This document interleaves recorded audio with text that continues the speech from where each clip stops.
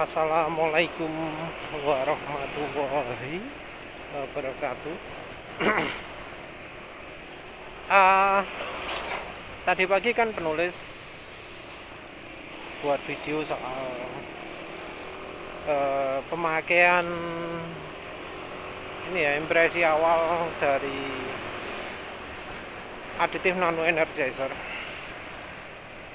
Jadi beneran ya, penulis yakin bahwa nano energizer ini efeknya sama lah kayak sado gitu, nambah. Jadi kelotakan mesin itu jadi berkurang, terutama di RPM rendah. RPM rendah itu sebelumnya karena kelotakan RPM itu jadi agak naik turun. Nah sekarang setelah kelotakan hilang, RPM jadi lebih stabil. Tapi tentu penulis nggak tahu efeknya ini efeknya bakal terusan atau enggak.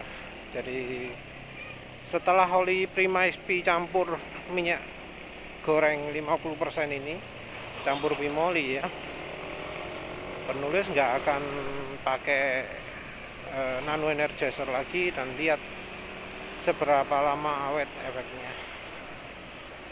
Katanya sih efeknya akan permanen setelah 100 atau 150 km. Ya lihat aja nanti. Tapi kita bicara soal dosis. Penulis ini pakai cuma 1/6 dari dosisnya.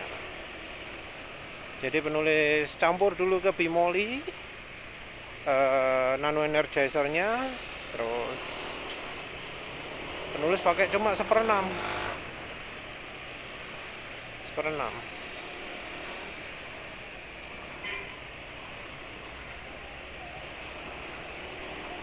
Itu kalau dari 30 ml ya 5 ml-nya. Kebetulan dosis ini sama dengan dosis yang penulis pakai di sado revitalizan yang sasetan ya. Sado revitalizan yang suntikan juga dosisnya 5 ml. Menarik kan ya?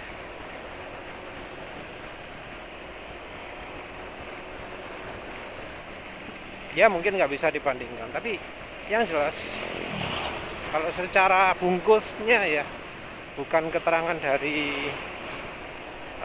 versi Indonesianya, yang keterangan versi wah iya ya, harusnya penulis lihat website resmi nih. Aduh, penulis belum lihat nih yang versi bungkusnya itu website resminya apa, Nano SG, Nano EG, harus lupa lah, nanti penulis lihat kopong ya penulis, tapi nggak yakin ada keterangan lagi ya, paling ya keterangannya minim, paling soal paten-paten.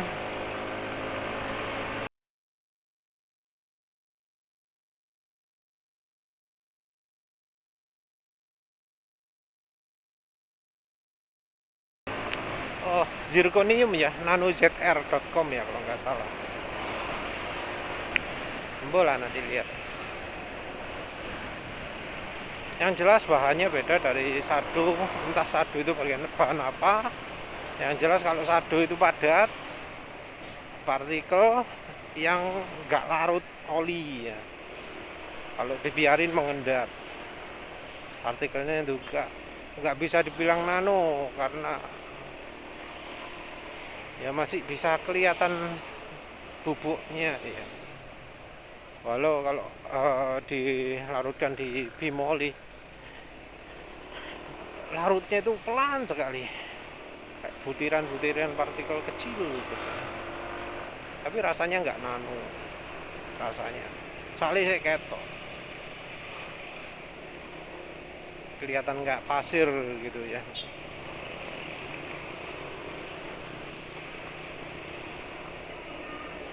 Arep ngomong apa? Dosis Dosisnya dibungkus itu adalah untuk kendaraan 600 cc atau lebih kecil. Dosisnya itu cukup untuk kendaraan 600 cc dan penulis cari contoh, nemu contoh Honda CBR 600 RR, motor Honda Sport fairing yang ada wingletnya ya, motor terbaru dari Honda. Dan di situ disebutkan kapasitas olinya 3,5 liter.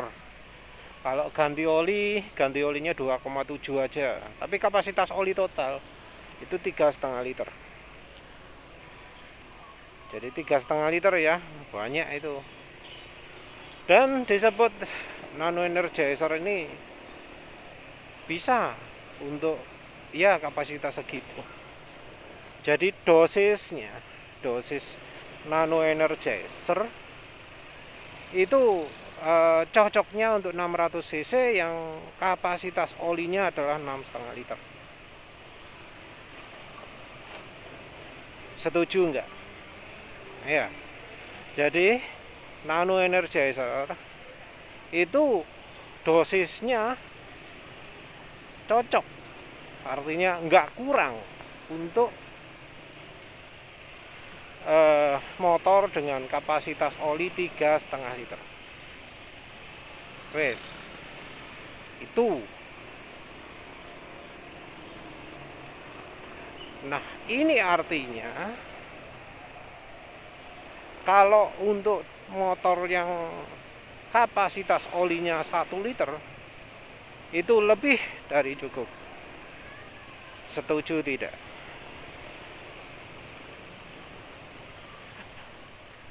Soalnya kalau misalnya ya dianggap Nano Energizer ini harus ya 1 saset untuk motor yang olinya kapasitasnya 1 liter, maka kalau dipakai untuk yang 3,5 liter ya nggak cukup, kurang. Tapi kan nyatanya dipakai untuk 3,5 liter cukup. Ya kan, logikanya kan kayak gitu gampangnya.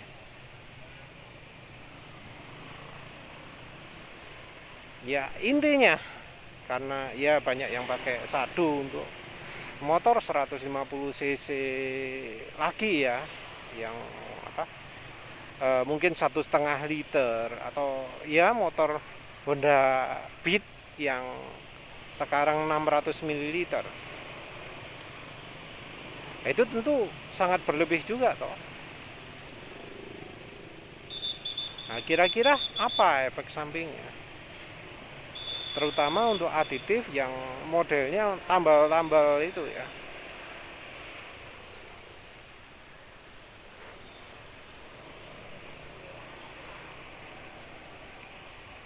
Yang jelas kalau negatif ya untuk aditif model tambal-tambal ini rasanya enggak ya. Rasanya enggak. Karena ya kalau kelebihan membawa masalah pasti banyak keluhan. Pasti banyak keluhan.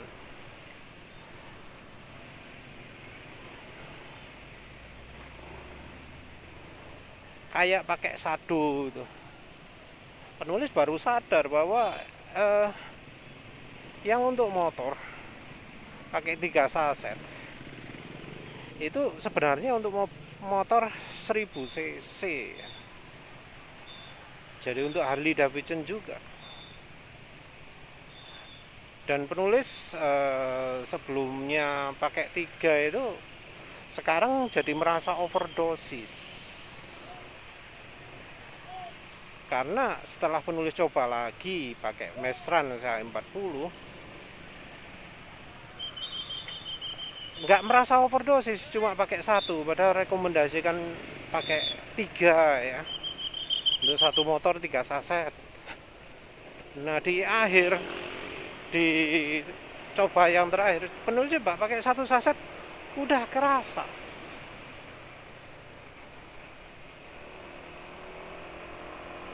ya mesin lebih rapet, toleransi lebih rapet, gemeletukan berkurang kayak gitu. Cuma memang ya sado kan, walau diklaim 100.000, mungkin efeknya cuma 5.000 atau 6.000 lah, efek yang apa misalnya, walau ada efek kecil-kecil yang masih awet ya, tapi efek besar-besarnya sudah banyak berkurang lah. Ya tentu efeknya beda daripada ketika pakai yang 3 saset itu. Tapi ingat 3 saset itu adalah untuk 1 liter, yang kemungkinan oli mesinnya juga 4 literan juga. Sorry, motor 1000 cc kapasitas olinya 4 liter.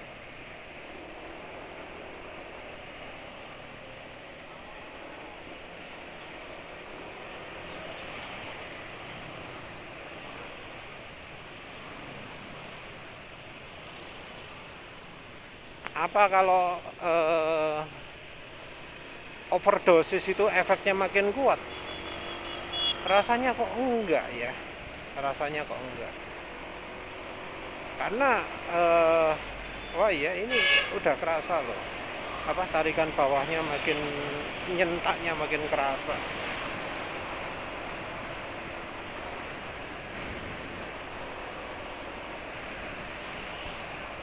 Apa efeknya makin kuat, makin awet? Enggak, ya tetap tergantung dari bahannya. Rasanya kalau untuk efek itu bukan makin tebal atau makin pas ya, tapi lebih ke kecepatan efeknya. Jadi kalau tipis itu butuh lama, kalau dosis tinggi bisa cepat. Namun jadi sia-sia karena mestinya ya ada limitnya ya. Kalau sudah mencapai limit nggak bisa nambah lagi. Terus apalagi? Pembentukannya pun ya mungkin bisa apa?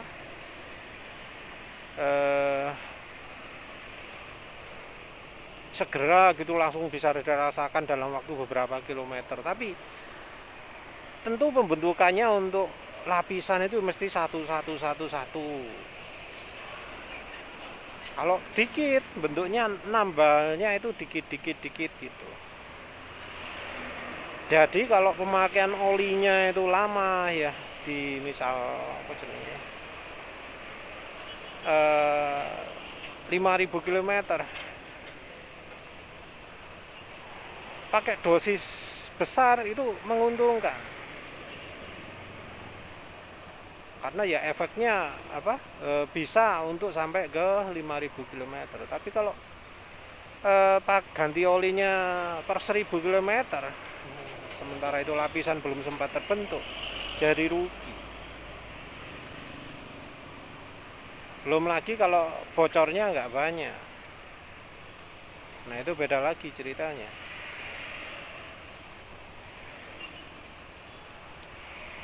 Misalnya nambah cuma sedikit, yang lainnya jadi sia-sia gitu ya, karena nggak ada lagi yang harus ditambah.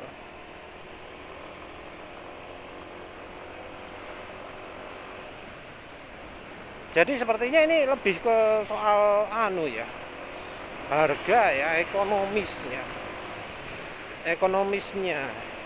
Jadi ekonomis atau tidak.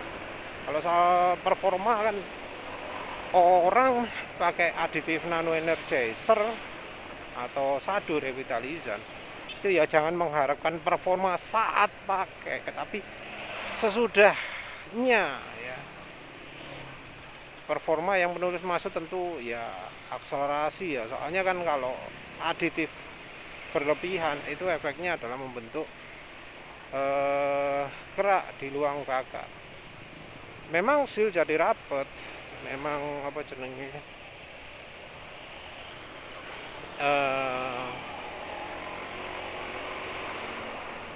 ring piston, gap di silindernya, gap di apa jenenge di pistonnya mungkin jadi lebih rapet, tapi iya tetap sampai lupa bahasa apa tadi.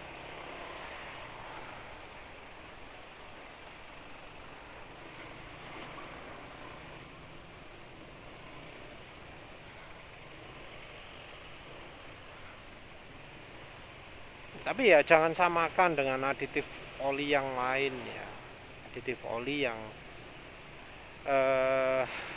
kayak yang terakhir penulis coba Skyfer Moly EP, aditif yang padatan-padatan gitu, apalagi yang sampai mempengaruhi kekentalan segala.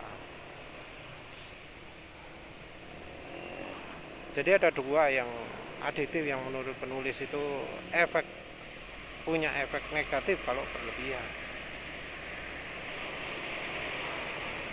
Yang tipenya memperkental satu, yang kedua adalah yang ada anti ausnya. Contoh ya, anti aus berlebihan itu adalah ketika ada yang mencampurkan oli transmisi, oli ya entah GL4 atau GL5 lah ya. Keduanya itu bukan berarti GL5 itu lebih tinggi ya, tapi GL5 itu biasanya yang aditif EP-nya itu jauh lebih banyak. Jadi kalau di oli normal kandungan aditif EP itu paling besar mungkin cuma 300 ppm, itu sudah sangat langka. Kebanyakan sekitar 100. Yang lebih banyak kurang dari 100, malah kayak punya mobil, punya ya berapa merek lah ya, itu kurang dari 100 ppm itu adalah 0,01 kalau nggak salah, kecil sekali kan. Nah sementara oli MTF oli GL5, oli transmisi yang GL5 itu 6% kalau nggak salah, kalau nggak 5, 6% persen ya, bukan ppm tapi persen. Itu sangat besar sekali, sehingga misal nambah oli MTF nya 10% itu sudah 0,6%, 6000 ppm ya kalau nggak salah, 6000 ppm. Padahal di oli mesin normalnya itu ada 0,01, berapa? 60 kali lipat. Tujuan dari pabrikan membatasi aditif EP itu adalah karena aditif EP ini nggak sepenuhnya bagus. Ada beberapa efek samping.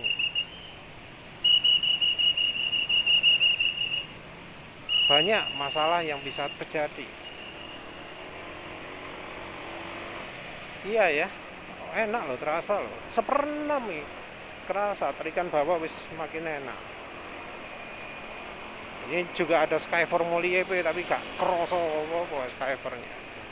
Setelah tambahi nano energizer, ini kerasa tarikan bawah ya.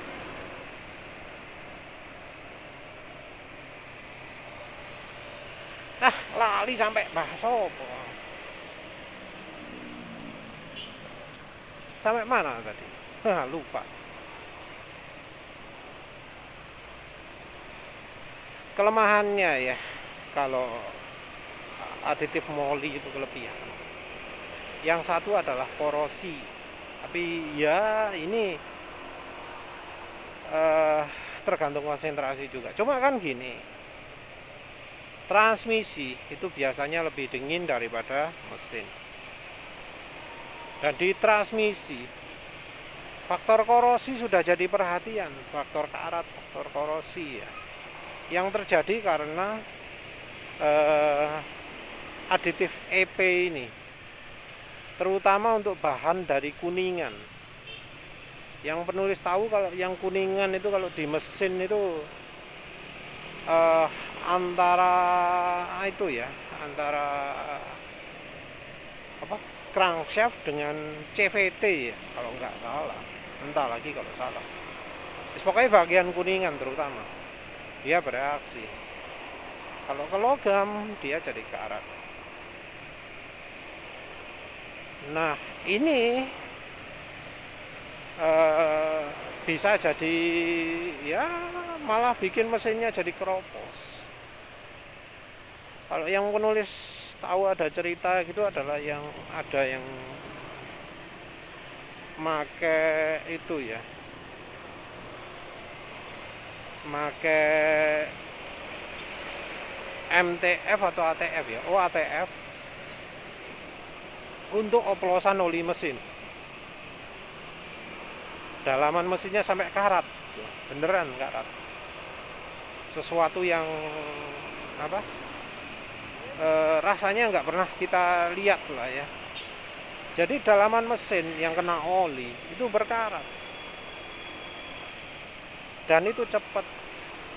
Kalau nggak salah, ATF-nya itu 10% ya kalau nggak salah.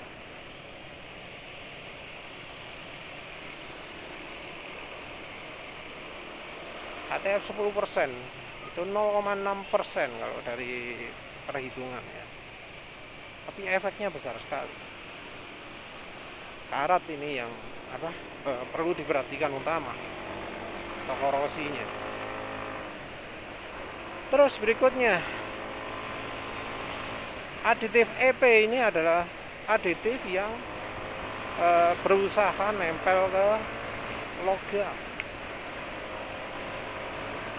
Karena dia berusaha nempel ke logam, maka dia akan menghalangi fungsi-fungsi aditif yang lain. Aditif itu bisa misalnya mencegah karat karena dia melapisi permukaan logamnya, mencegah dari air. Terus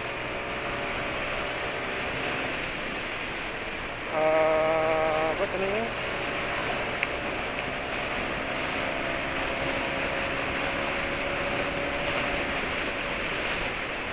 Kok rasanya licin?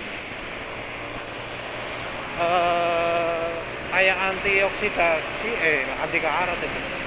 Apalagi yang pelicin lain kayak ZDDP itu juga gitu cara kerjanya, mencoba menempelkan diri. Apa maneh, pembersih, nah ya pembersih deterjen itu juga berusaha menempel ke logam biar kalau ada kerak di logamnya itu bisa lepas. Nah, keberadaan aditif EP itu mengganggu, membuat aditif-aditif lain yang ingin nempel logam jadi nggak bisa nempel. Itu. Nah yang berikutnya, kalau yang aditif EP itu kelebihan ya terutama sih soal karat. Terus sama ya itu tadi, ruang bakar jadi lebih kotor, performa turun. Terus sama bisa bikin ring pistonnya aus karena aditif molibdenum yang ada di oli akan bereaksi terhadap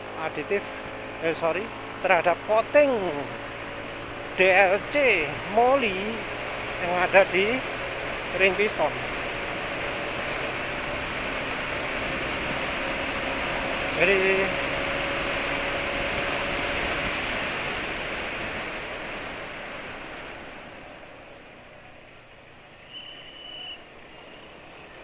Jadi ya bikin makin cepat aus lah ya. coatingnya, tapi ya yang sedikit-sedikit pun sebenarnya sudah bikin aus ya. Nggak pernah penulis lihat ada ring piston yang hitamnya tetap hitam gitu ya, pasti jadi putih semua karena ya semua oli sekarang pakai moli ya. Podo ae lah antara pakai aditif moli sedikit dan banyak. Terus kalau yang nambah kekentalan ya wis jelas ya. Jadi kalau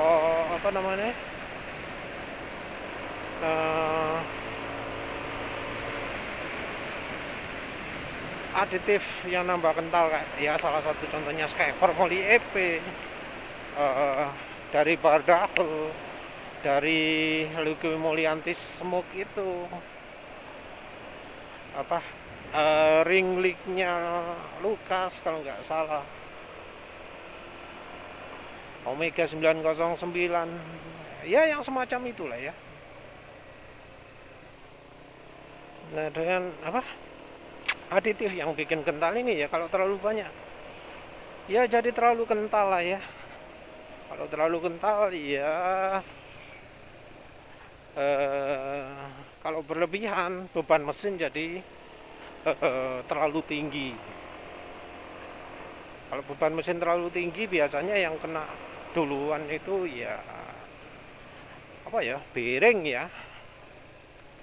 Bearing itu bisa longgar.